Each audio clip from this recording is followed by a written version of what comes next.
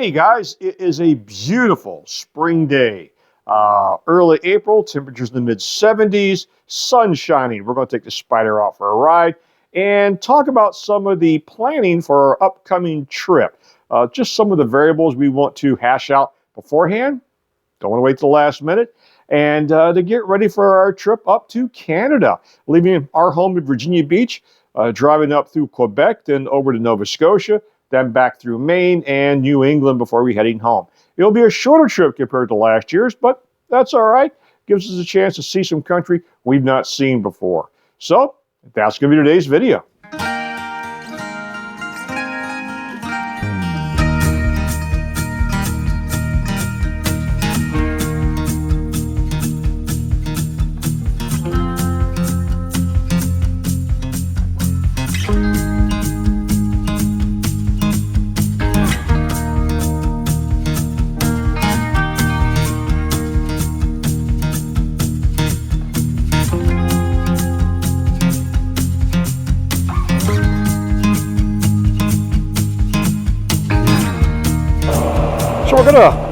So I want to talk about some of the upcoming planning and research that we are in progress for our trip this spring. Number one, I need to give it a name. Heading to our neighbors to the north, Canada. That's the ultimate destination. Up to Quebec, over to Nova Scotia, and down through New England, Maine, and Vermont, New Hampshire. I've been to those states, which consist of landing an airplane at the local airport, but I've never actually toured those states. Now, I did drive to Maine one time, went through Connecticut and Massachusetts to get there, so I've not actually spent any time driving in Vermont, New Hampshire, or New York for that matter. So, looking forward to it.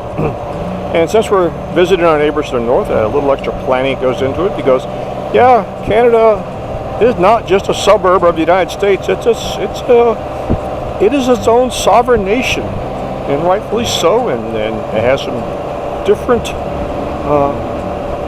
things we need to take into consideration when planning a trip. You know, one of the things when I approach intersections, I always anticipate somebody pulling out in front of me, unless I'm making eye contact with them. I didn't get it on camera, but just a few moments ago, when I was passing through an intersection, I noticed a vehicle was stopped and had started rolling, inching its way into the intersection, and the driver was looking in the opposite direction, not looking in my direction where he should have been. So I interpreted that as he was going to pull out in front of me. So I elected to brake and then to change lanes.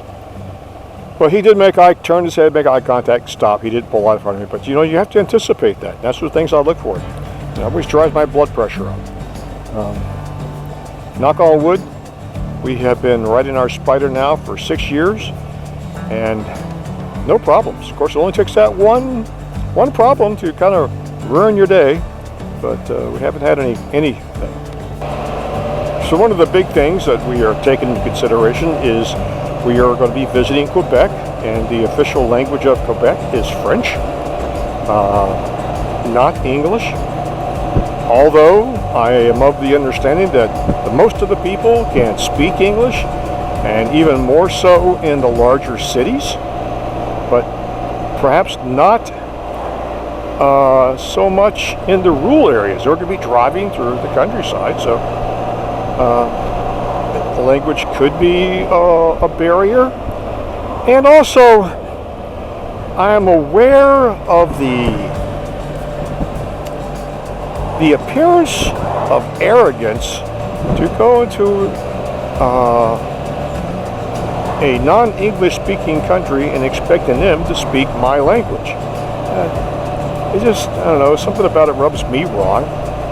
So that's one of the reasons I have avoided visiting so many places, because of the language barrier. And I'm a graduate of public schools, and they never mandated any language other than English. So, but Miriam has been studying her French. She took French, and I forget whether it was in college or in high school, a couple of years of it. So she's been doing some online classes speaking French.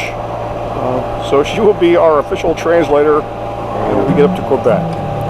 I still will be a little self-conscious, not speaking any French. I tried to speak French one time. We had some house guests. I had some house guests staying with me before I ever got married, and they were from France. They had come to America to obtain their advanced pilot ratings. You see, it's actually cheaper to come to America to train to be a pilot, which includes paying rent to live in my house, and taking time off work from your full-time jobs to come to France and to come to America to learn how to fly, than it is to stay in France because of the taxes involved and the restrictions. I was also told that in America, it's no big deal for a general aviation airplane to operate in and around airports along with commercial air carrier traffic. Everything flows smoothly. We all mesh. Matter of fact, I soloed at Norfolk International Airport, in between the big boys. And so I was properly indoctrinated into that. In France, I am told that will never happen, and that you are not allowed to even be in the area of an airport in which commercial air carrier operations are occurring. There must be a specific window of time that you can get in and out of there. Anyway, I digress. But I like to point out how much more liberty we have in America as compared to some other countries. We are the only nation that really seems to have a general aviation where the average person can actually go out and get a pilot's license and fly airplanes. Doesn't really happen much in other countries. Anyway, the reason I was speaking French, I was trying to impress my house guest that with my language skills, as little as there was, who, by the way, spoke fluent English. So I recounted my only phrase that I knew in France, and looked at them and smiled and waited for a response. And he looked at me and said in perfect English, "I don't know what that was, but it was not French." So that was the last time I ever attempted to speak French. So the first thing is my cell phone. Will my cell phone work in Canada? We use Verizon as our service provider, and my preliminary research says, Verizon phones will work fine in Mexico and Canada without making any changes.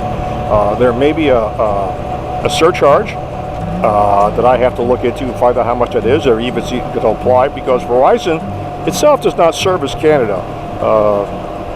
It will link into other service providers and work through the Verizon system, and you will be billed through your Verizon system. So there's no need to get a SIM card and pay for service outside of your Verizon or your service carrier. But check with your own phone company if you're planning on traveling abroad or in Canada to make sure that your phone's going to work. You don't want to be surprised because the odds are that if you needed to use your phone, the odds are it'd be a very important call and you would not be able to make it. So it's important to check that for you. Next, insurance. Now we carry full coverage on our Spyder motor vehicle insurance. Some preliminary planning. I am aware that in America you can just have a screenshot or a photograph of your insurance policy saved in your phone, and you could use that to show proof of insurance. In Canada, they require a hard copy, so our policy will renew in May, and I will then get an updated insurance card, so I'll make sure I have that. Also, I'll be making a copy, so in the event we lose our original paperwork, we have backups, such things as driver's licenses, passports, and insurance documentation. Oh, speaking of passports, you are required to have a passport to enter Canada after 9/11. You could use the full-size passport booklet, or you could use the driver's license size passport card. We have both. Those passport cards are only good for Canada, Mexico, and I am told the Caribbean. Beyond that, you will need the full-size booklet. But like I said, we have both, so we're going to be taking, probably taking both. One is a backup for the other one. Roadside assistance program. If you remember from our trip last year, we had to utilize that service. So I reached out to my insurance provider and to find out if my roadside assistance, which is offered through my auto insurance, would be effective or would work in Canada. Oop, I have missed my turn, so I'm going to do a UE here. And I am told by our provider that we have full roadside assistance in Canada. Just simply call the same 800 number and they will hook us up. So, but you know, depending on what roadside assistance program you may or may not have, you might want to check to make sure that they'll cover you if you visit our friends to the north. Next is health insurance.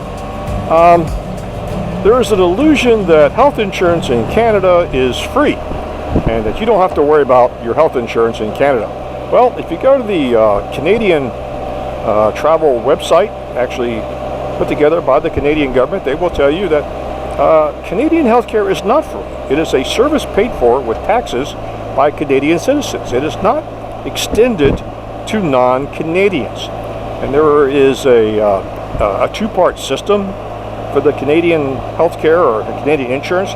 One is a base level of insurance that is paid for by your taxes, and it covers emergency services and very basic services.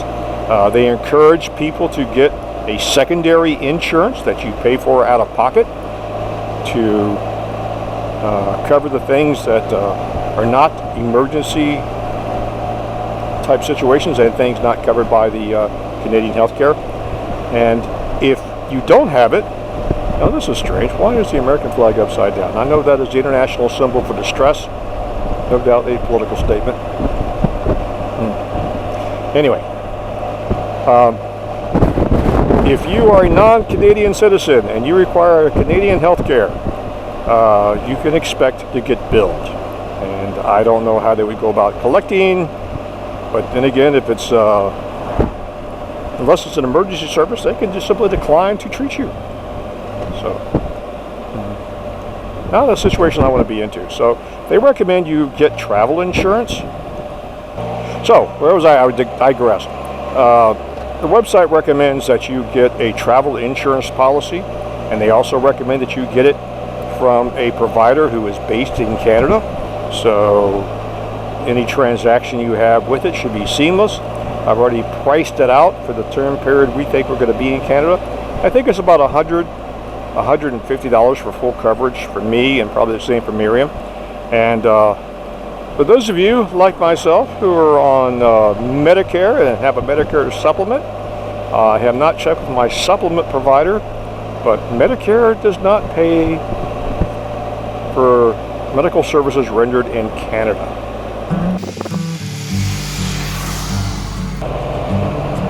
Now, our route for this trip, we had talked about the French-speaking issue. Go up, cross the border, cross into Quebec, hit Valcourt, visit the Spyder plant, and then go up to Quebec, or hopefully spend a little extra time touring Quebec, and then over the top of Maine and into the next province, whose name eludes me at the moment. I'll see if I can put it up here. But that changes from a French-speaking province into an English-speaking province. And then over to Nova Scotia. Well, guys, before we wrap up today's video, I've got a question for you. We have yet to come up with a colorful name for our Asphalt Odyssey 2023. Last year's was our lap around America. So if you have an idea or a suggestion for a trip name, put it in the comments below. And if we use the name that you recommend, of course, we're going to give you full credit for coming up with the name. So guys, until next time, thanks for watching. Don't forget to press the subscribe button if you haven't done so, especially that thumbs up button. That really does so much for the algorithm to share our videos to a broader community who would enjoy this content. So until next time, guys, thanks for watching.